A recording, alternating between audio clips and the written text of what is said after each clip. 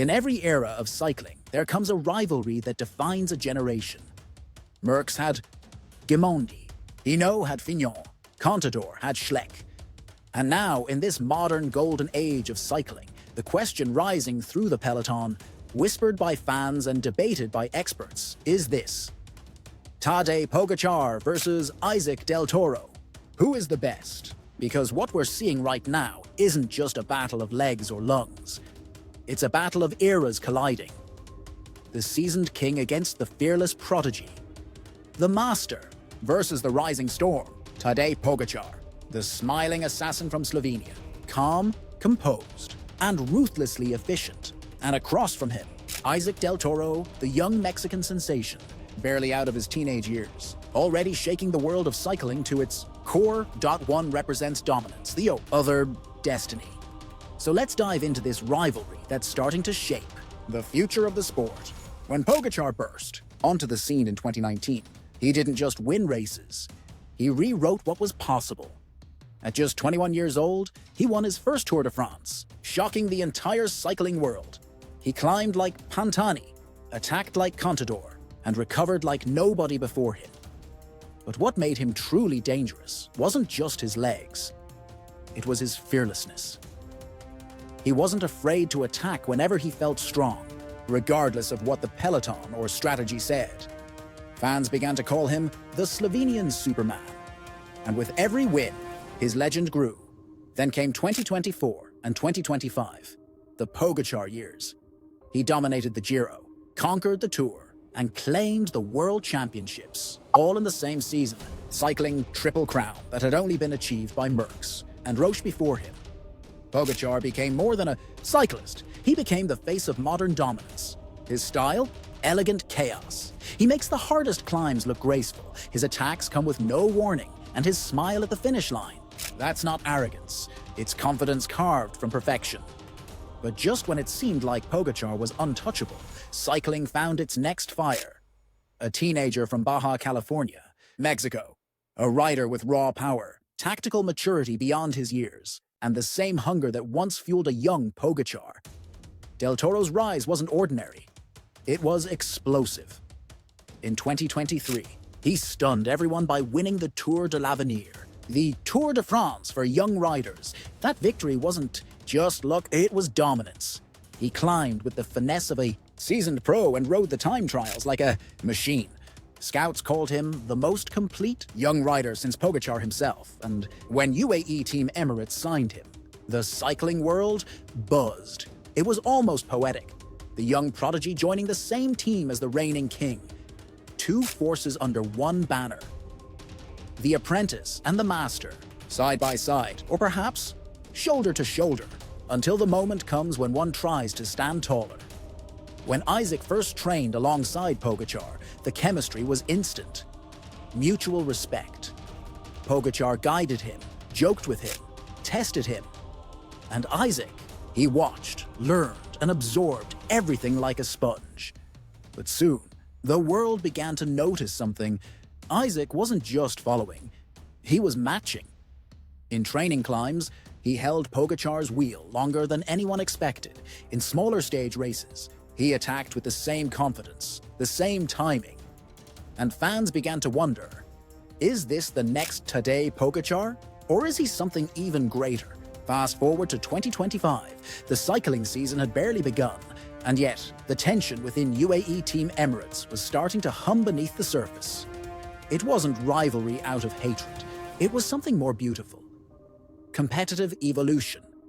Pogačar was still the leader, the star, the reference point, the rider every other man in the peloton measured himself against.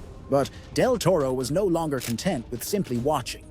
He wanted to test himself against the best, and the best happened to share his jersey.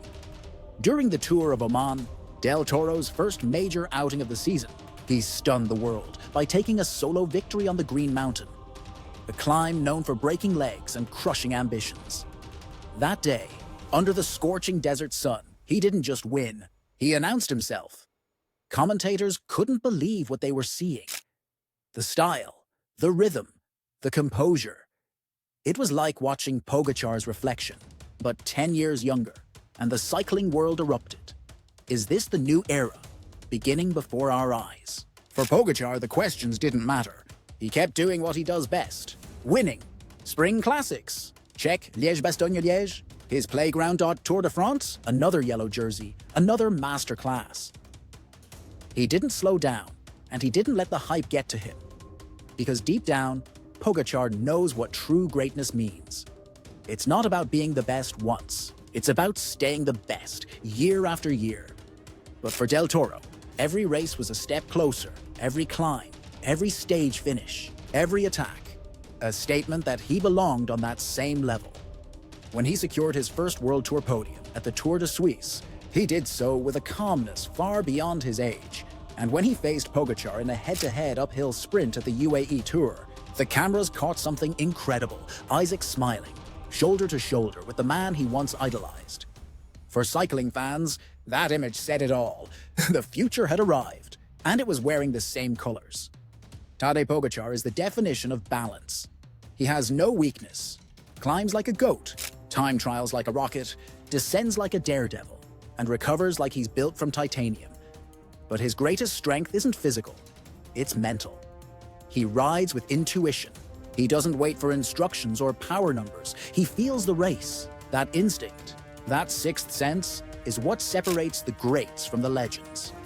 On the other hand, Isaac Del Toro represents precision. He's analytical, data-driven, methodical.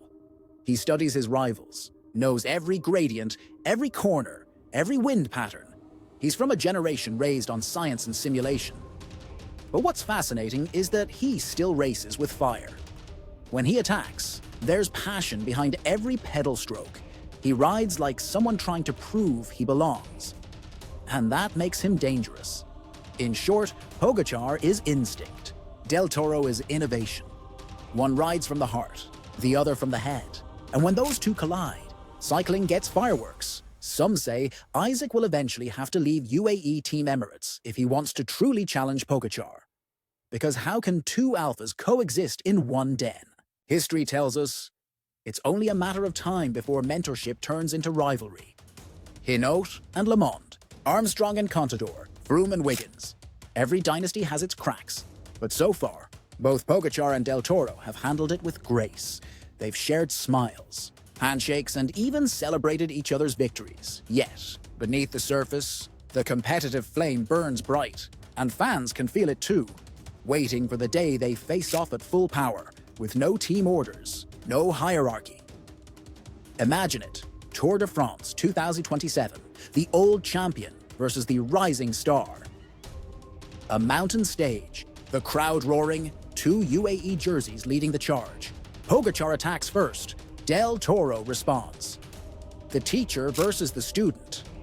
The race that could define a generation. That's the dream cycling fans are waiting for.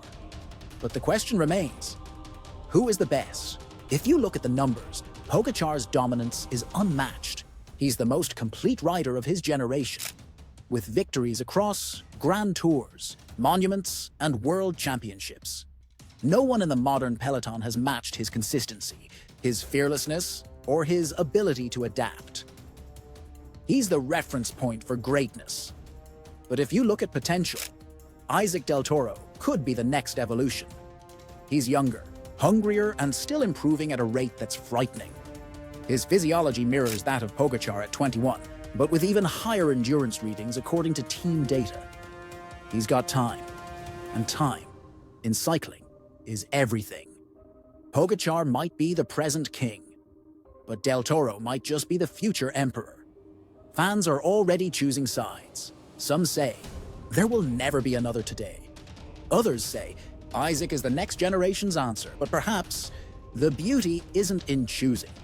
It's in witnessing both. Because what cycling has right now is rare. Two riders from the same team, representing two eras, competing, inspiring, and pushing each other beyond their limits. When one wins, the other learns. When one falters, the other rises. And in that balance, the sport evolves. In interviews, Pogačar has often spoken highly of Isaac, calling him a huge talent and a great teammate. Isaac, in turn, refers to Tadej as the greatest of our time, mutual admiration. But behind every smile lies ambition. And that's what makes this rivalry so captivating. It's not born of hate, it's born of respect. The kind of respect that makes you want to prove yourself worthy. The kind that drives athletes to transcend what's humanly possible. As the 2026 season approaches, one thing is certain. The battle lines are being drawn. Pogacar's throne stands tall, but Del Toro's shadow grows closer every day. Fans around the world are asking the same question. Is Isaac Del Toro the one who will finally dethrone the Slovenian king? Only time, and the mountains, will tell. But no matter who stands on top in the years to come, one truth remains clear. This rivalry, this contrast, this story of experience versus youth, it's what keeps cycling alive. Because every champion needs a challenger. Every dynasty needs a dreamer. And every legend, eventually, must face the one who dares to follow. Tadej Pogačar versus Isaac Del Toro isn't just a rivalry. It's the story of where cycling has been, and where it's going. The king and the heir, the present and the future. And perhaps, one day, the moment when one golden era hands the crown to the next. Until that day, fans will keep asking, keep debating, and keep watching in awe. Because when greatness meets greatness, the world stops to witness, and that's what makes cycling beautiful.